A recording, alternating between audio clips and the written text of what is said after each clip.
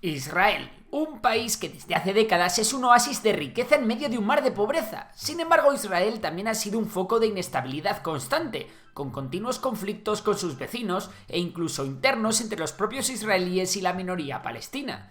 A pesar de ello y de su poca población, Israel ha conseguido sobrevivir a todas sus amenazas y erigirse como una de las grandes e indiscutibles potencias de Oriente Próximo.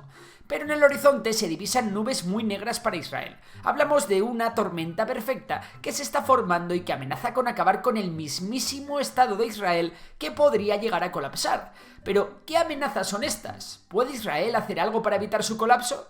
Pues ahora mismo lo vamos a ver. El primer punto de nuestro análisis es la gran crisis interna que atraviesa el país. Para empezar, Israel viene de una crisis política muy complicada, en la que el primer ministro, Benjamin Netanyahu, era incapaz de formar gobierno. El líder israelí y exmiembro de las fuerzas especiales tiene un perfil bastante derechista y ultranacionalista, e intentó acercarse a posturas menos ultras sin éxito. Oposición y antiguos aliados le dieron la espalda, y tras 5 elecciones en 4 años, Netanyahu consiguió formar gobierno.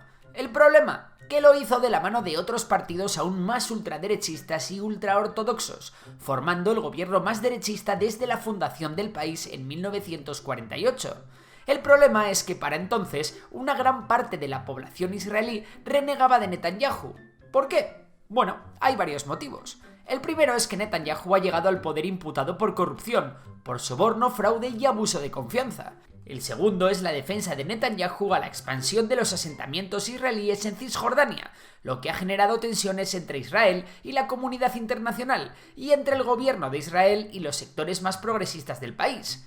El tercer motivo es la oposición por parte del movimiento LGTBI o del movimiento feminista a un gobierno demasiado escorado a la derecha, en el que la religión tiene demasiado peso y en el que casi la totalidad de sus miembros son hombres. Pero la gota que colmó el vaso fue la reforma judicial que planteó el gobierno de Netanyahu. El gobierno del primer ministro israelí y el poder judicial no tienen la mejor de las relaciones. Durante su tiempo en el cargo, Netanyahu criticó en varias ocasiones al sistema judicial israelí, alegando que tenía un sesgo político en su contra y en contra de su partido, el Likud. Entre otras cosas, la reforma judicial permitiría al Parlamento volver a aprobar leyes previamente tumbadas por el Supremo, algo que la oposición a Netanyahu ve como un ataque directo a la separación de poderes y a la independencia del poder judicial. Por ello, Israel se ha fracturado en dos. Por un lado se encuentran los sectores más progresistas, donde destacan los colectivos de mujeres, los trabajadores de los sectores más punteros de la economía israelí, como los trabajadores del sector IT o el sector de los reservistas del ejército. Del otro lado encontramos a los sectores más religiosos, entre los que destacan los judíos ultraortodoxos, y los sectores más nacionalistas, entre los que se encuentra una buena parte del ejército. Mientras los palestinos con nacionalidad israelí ven este problema como algo completamente ajeno. Las protestas escalaron tanto que el ministro de Defensa, Yoav Gallant, fue destituido por oponerse públicamente a la reforma judicial, aunque finalmente se le devolvió el puesto. De hecho, el propio Benjamin Netanyahu ha suspendido temporalmente la aprobación de la reforma para, dicho por él mismo, no provocar una guerra civil. Esta reforma judicial, bastante autoritaria, tampoco ha sentado bien en Washington, y esto es importante ya que recordemos que Estados Unidos es el principal aliado de Israel, y es que a pesar de la alianza estratégica entre Estados Unidos e Israel, Biden y Netanyahu no han tenido relaciones fluidas. Netanyahu no ha sido invitado a la Casa Blanca durante los primeros meses de la presidencia de Biden, lo cual es algo inusual. Biden expresó su preocupación por la reforma judicial de Netanyahu, y este respondió que Israel es un país soberano y toma decisiones basadas en la voluntad de su pueblo, no en presiones del exterior. Así que no, las relaciones entre ambos países no pasan por su mejor momento, por lo que el salvavidas israelí no está muy inflado que digamos. Pero es que aún hay más cosas, porque ¿qué es lo que suelen hacer los gobernantes autoritarios cuando las cosas van mal dentro del país?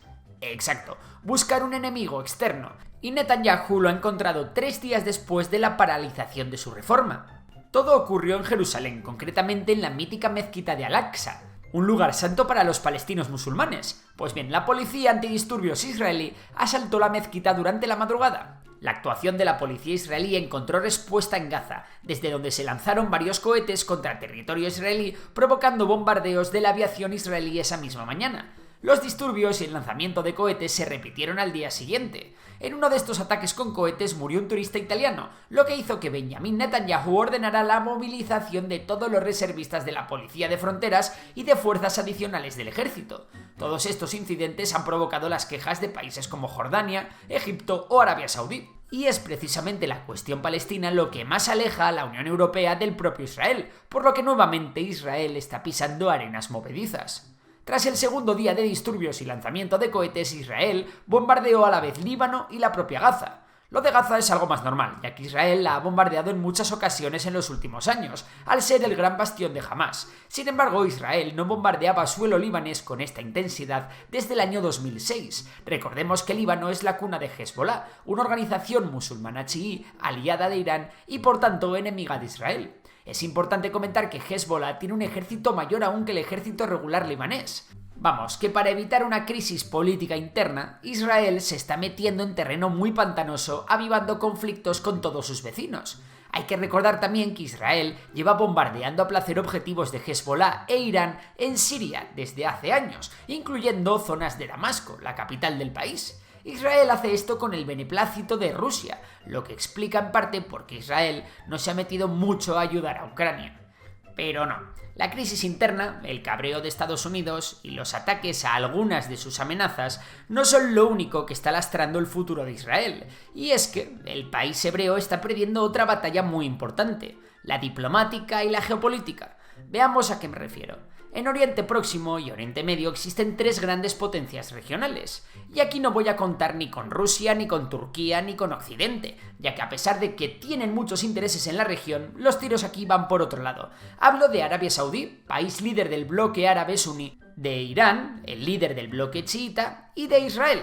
Pues bien, en este triángulo mágico todos se odian y todos son potenciales enemigos los unos de los otros. En los últimos tiempos Israel se había acercado más a Arabia Saudí para detener la influencia de Irán en la región. Sin embargo, eso ha cambiado.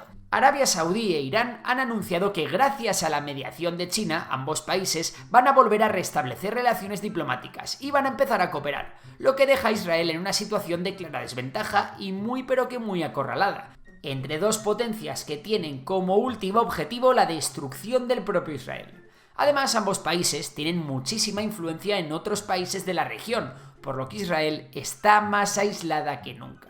Y bueno, estas son las razones que hay detrás del posible colapso de Israel, pero ¿tú qué opinas? ¿Resistirá Israel esta situación? ¿Saldrá Occidente al rescate? Si te ha gustado el vídeo ya sabes que puedes darle a like, suscribirte y seguir a Memorias de Tiburón, mi otro canal sobre economía y finanzas. Por lo demás, recordarte que ya está a la venta mi último libro, 2100, una historia del futuro. Te dejo el enlace en la descripción. Y por lo demás, nada, un saludo y hasta la próxima.